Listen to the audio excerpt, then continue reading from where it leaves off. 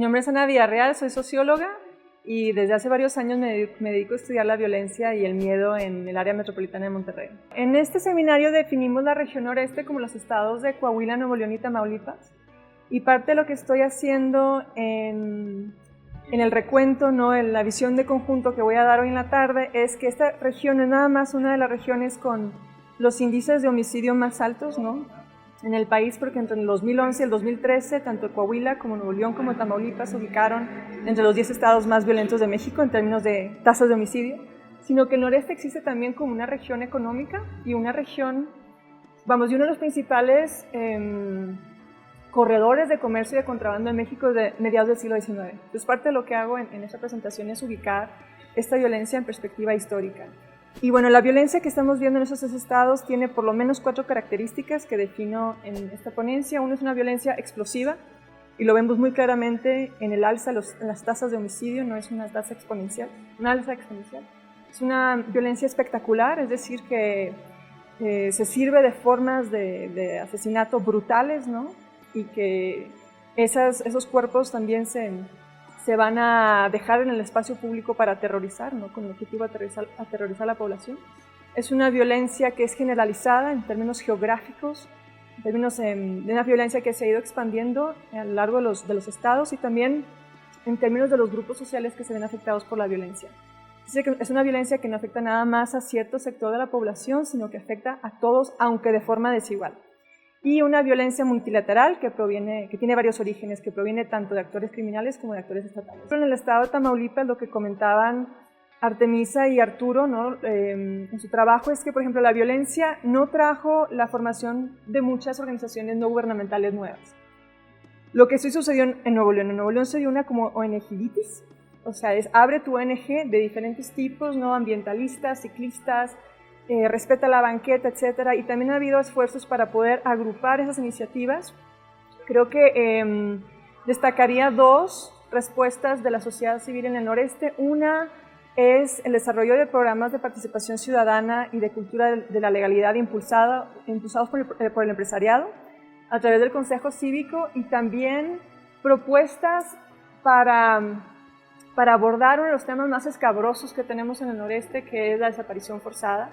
Y el noreste es la región de México que se ha visto más afectada por esta forma, ¿no?, de violencia más reciente.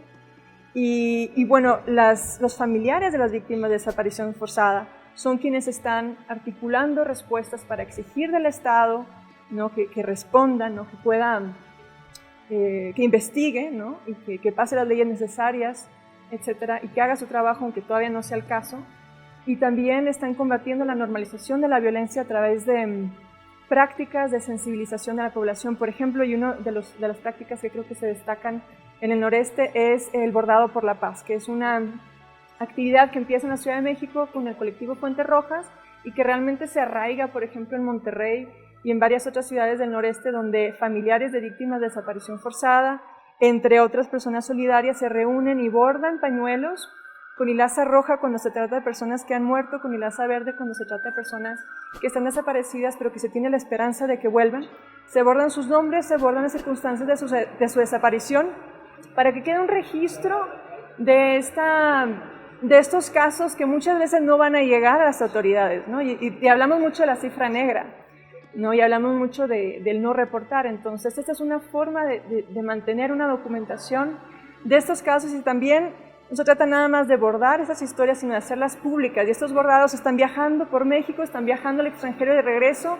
Realmente creo que es la iniciativa que más ha logrado articular, ¿no?, sentimientos de solidaridad tanto dentro de México como en el extranjero. Bordando por la paz, búsquenlo. El miedo definitivamente hace que, por ejemplo, en el caso de Monterrey, el miedo definitivamente tuvo impacto sobre el espacio público, la gente no quería salir a la calle, una implosión de la vida nocturna, pero también se pueden generar otros espacios para compensar esa pérdida de espacios públicos. En el caso de Monterrey, por ejemplo, se crearon se les llaman vías recreativas, y básicamente es el bloqueo de calles, que hecho es una iniciativa que estamos tomando de Bogotá. Bogotá fue la primera ciudad en hacer esto en los 70s, una vez más una ciudad con mucha violencia, y se trata de bloquear perímetros de calles, ¿no? No nada más de tráfico de automóviles, sino también a veces se va a asegurar el perímetro con fuerzas, ¿no?, policíacas, y se trata de un espacio donde la gente pueda salir y sentirse segura. Fue muy curioso porque estas vías recreativas tuvieron muchísimo éxito en la ciudad de Monterrey, particularmente una que está en el municipio de San Pedro.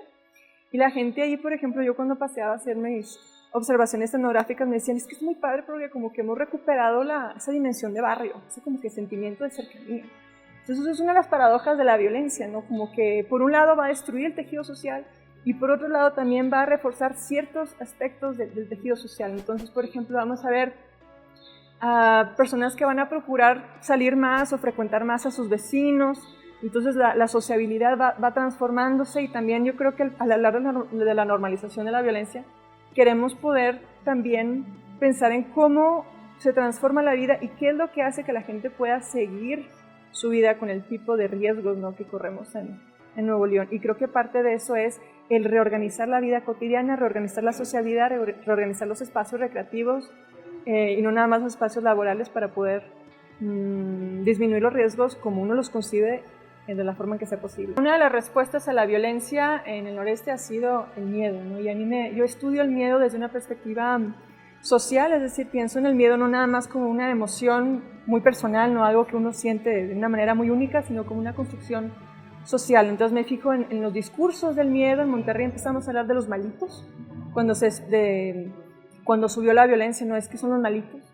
Me enfoco en cómo el miedo transforma la vida cotidiana, en el sentido de pues, cambiar las rutinas, ¿no?, de las personas, y cómo en ese reajuste uno puede llegar a sentirse más seguro, pero no necesariamente porque los índices criminales hayan disminuido, sino porque uno ha reajustado la vida de una forma tal que se expone a menos riesgos, o lo que cada quien concibe como un riesgo. Entonces, eso yo creo que son los factores que puede contribuir a la normalización de la violencia, ¿no? Esos cambios en el discurso, ¿no?, de minimizar la violencia, por ejemplo, si son los malitos, y esos cambios en las prácticas que hacen que la gente se sienta más segura, aunque no necesariamente esté en una situación de mayor seguridad. Y la normalización de la violencia, que me parece que es un resultado también del miedo, porque incluso es cansado, los que hemos vivido, ¿no?, en el noreste, es cansado sentir miedo, ¿no? Entonces uno puede decir, bueno, es que así es, ¿no? Entonces me parece que está ligado el miedo con la normalización de la violencia, que es, a mi parecer, tan dañino como la violencia misma, ¿no?, porque impide la organización de respuestas colectivas que puedan realmente confrontar la violencia.